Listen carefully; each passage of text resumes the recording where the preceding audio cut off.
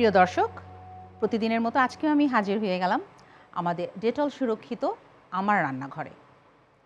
আজকে আমি আপনাদের জন্য ভিন্ন একটা রেসিপি নিয়ে এসেছি। কোফতা আমরা সবাই খাই, সবজির কোফতা, বিফ, চিকেন, অনেক রকমের কোফতা বানানো যায়।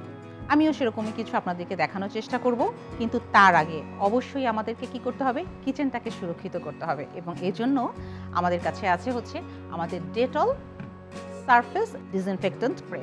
অবশ্যই আমি আমার কাজ শুরু করার আগে সব কিছু ডিসইনফেক্টেন্ট করে নিয়েছি। তো আমি আমার মূল রেসিপিতে চলে যাই। আজকে আমি বাঁধাকপি এবং চিকেন কিমা দিয়ে আপনাদেরকে কোফতা করে দেখাবো, এবং খুবই অল্প তেলে শ্যালো ফ্রাই হবে। সো আমার লাগছে এখানে ক্যাবেজ বা বাঁধাকপি, আমি এখানে চিকেন কিমা নিয়েছি 1 কাপের মতো, খুব সুন্দর করে গ্রাইন্ড করে নিয়েছি, এবং ব্রেস্টের পিস নিয়েছি। আমি ব্রেস্টের পিস অলওয়েজ এ ধরনের ফুডে প্রেফার করি, কারণ এটাতে আপনার ফ্যাট কম থাকে, ইজিলি মেক করা যায়। নিয়েছি আমি অল পারপাস ফ্লাওয়ার, আপনারা চাইলে কর্নফ্লাওয়ার ইউজ করতে পারেন। আমি এখানে রাইস ফ্লাওয়ারও নিয়েছি। চালের গুঁড়াটাতে যেটা হয়, খুব সুন্দর একটা ক্রিস্পিনেস আছে। নিয়েছি একটা ডিম, এখানে কোরিয়েন্ডার চপ আছে, লবণ স্বাদ মতো, থাকছে গোলমরিচ ফ্লেক্স, চিলি ফ্লেক্স, এটা আপনাদের ইচ্ছা। আমি এখানে কিছুটা ইউজ করব। তারপরে আমাদের লাল শুকনো মরিচ গুঁড়ো, এবং দিয়ে দিব এখানে কিছু পুদিনা। চলুন তাহলে রেসিপিতে আমরা যাই। নিয়ে নিচ্ছি ক্যাবেজ। ক্যাবেজ যখন আমরা বাছাই করব বা এ ধরনের কোনো খাবার তৈরি করব, অবশ্যই কিন্তু খেয়াল রাখতে হবে আমরা কোন পোর্শনটা দিয়ে কাজটা করছি। অনেকে আমরা হার্ড পার্ট নিয়ে নিই। সো হার্ড পার্ট নিলে হয় কি, সহজে কিন্তু সেদ্ধ হয় না। এবং এটা যেহেতু একবারেই কুক করব, এখানে কোনো অপশান নাই এটাকে ব্ল্যাঞ্চ করে নেওয়ার বা আধা সিদ্ধ করে নেওয়ার। ওয়াটারি ভেজিটেবল তো আমি এই হার্ড পার্টটাকে বাদ দিয়ে শুধু সফট পার্ট ইউজ করব। এই যে শক্ত যে অংশটা, এটা কেটে ফেলব।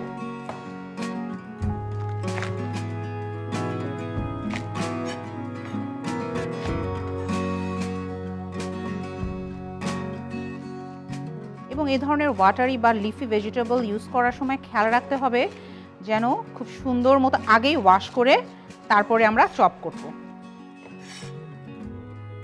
এটা আমরা যেহেতু ফ্রাই করছি, বাট আমি ডিপ ফ্রাই করব না, আমি চেষ্টা করব শ্যালো ফ্রাই করে জিনিসটাকে সার্ভ করতে। ডিপ ফ্রাই খুব বেশি তেল অ্যাবজর্ব করে ফেলে। সো এখানে আমি শ্যালো ফ্রাই করে জিনিসটা প্রিপেয়ার করছি। শ্যালো ফ্রাইতে একটু তো ফ্যাট অর অয়েল দিতেই হয়, দিয়ে দিলাম।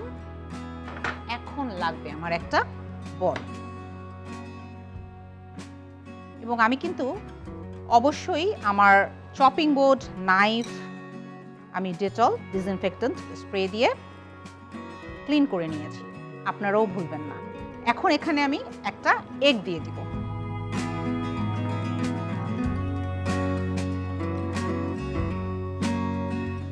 কোয়ান্টিটি অবশ্যই বুঝে দিতে হবে, কতটুকুর সাথে কয়টা এগ যাবে, কতটুকু কিমা যাবে।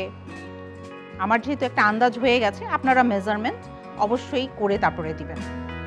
এখানে আমি একটা বাঁধাকপির একটা 4 ভাগের 1 ভাগ নিয়েছি, এবং হাফ কাপের মতো একদম মিন্ট একদম সুন্দর মতো গ্রাইন্ড করে নিয়েছি। এই পুরোটা মিশ্রণকে আমি একসাথে মিক্স আপ করব। নিয়ে নিচ্ছি শুকনো মরিচ গুঁড়ো, কোরিয়েন্ডার চপ, গোলমরিচ গুঁড়ো, লবণ স্বাদ মতো। লবণের পরিমাণটা আমি কখনোই বলি না, কারণ আমরা কেউ বেশি লবণ খাই, কেউ কম লবণ খাই, এটা যার যার ইচ্ছার উপরে। আরেকটা জিনিস, এগ তো অবশ্যই ইমালসিফাইং এবং বাইন্ডিংয়ের কাজ করে। তারপরও আমি এখানে একটু অল পারপাস ফ্লাওয়ার দিয়ে নিচ্ছি, আর ক্রিস্পিনেসের জন্য চালের গুঁড়োটা দিয়ে নিই।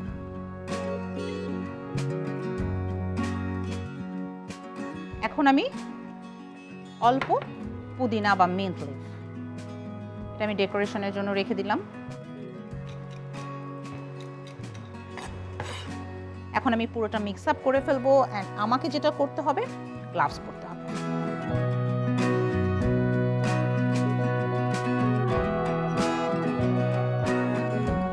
তো আমার মনে হয় যে যাদের একটু ফ্রাইড আইটেমের উপরে ফ্যাসিনেশন আছে, তারা একেবারে স্কিপ না করে এই ধরনের শ্যালো ফ্রাই বা এয়ার ফ্রাইও কিন্তু আপনারা করতে পারেন। এখন কিন্তু আমরা অনেকেই এয়ার ফ্রাইড খাবার খাই, তো এয়ার ফ্রায়ার যাদের আছে তারা ইজিলি এটা করতে পারেন, ওভেনেও করা যেতে পারে। আর অবশ্যই ফ্রিজে যখন কোনো কিছু রাখবেন তখন কিন্তু হাইজিনটা আরও বেশি আপনাকে মেনটেন করতে হবে। আপনি কোন ফুডটা কিভাবে রাখছেন সেটার উপরে ডিপেন্ড করে, ঠিক আছে? তো সেক্ষেত্রে কি করতে হবে, আমাদের যে ডিসইনফেক্টেন্ট স্প্রে আছে ডেটলের, সেটা দিয়ে স্প্রে করবেন আপনার শেলফ, এবং আপনি র ভেজিটেবল বা র মিট সেভাবে আপনার ফুডটাকে প্রিজার্ভ করবেন।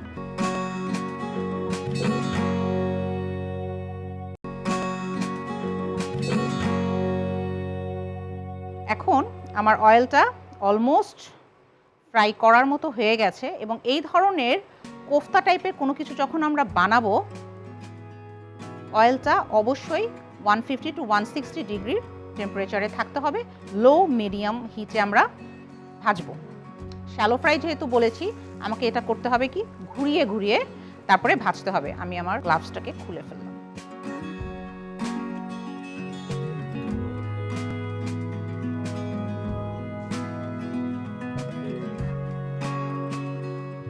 সাধারণত একজনের জন্য আমরা এরকম মিডিয়াম সাইজের কোফতা হলে 4টা থেকে 6টা এক পোর্শন হিসেবে ধরে থাকি। শুধু রান্না খাওয়া না, এর সাথে কিন্তু আপনার কিচেনটা কতটুকু ক্লিন অনেক বেশি ইম্পর্টেন্ট, এটা রাখা এবং দেখা। এরই মধ্যে আমাকে এটা ফ্লিপ করে দিতে হবে। সুন্দর মতো একটা গোল্ডেন ব্রাউন টেক্সচার চলে আসছে। এটা যে কোনো সস দিয়ে আমরা সার্ভ করতে পারবো। তো আমি এরকম একটা ওভাল শেপের প্লেট নিয়ে নিচ্ছি। এখানে গার্নিশ হিসেবে আমি একটা মিন্ট লিফ ইউজ করব। প্লেটিং এর জন্য আমি এখানে টমেটো কেচাপ ইউজ করছি। আমাদের কোফতাটা হয়ে গেছে। আমি এখানে চিকেন কিমা ইউজ করেছি বলে আমি এটাকে কোফতা বলছি। এটাকে কিন্তু পাকোড়া বলা যাবে না, কারণ এখানে শুধু সবজি নাই, এবং অনেকে চাইলে এটাকে কিন্তু গ্রেভি আকারেও করতে পারেন। তো একটা খাবার দিয়ে অনেক রকম অপশন ক্রিয়েট করা যায় যদি জানা থাকে। আমি এখন যেটা করব, গার্নিশের জন্য একটু কালারফুল, যেহেতু আমার প্লেটটা হচ্ছে ব্ল্যাক, এর জন্য আমি একটু গার্নিশের জন্য এখানে রেডের একটা টাচ দিব।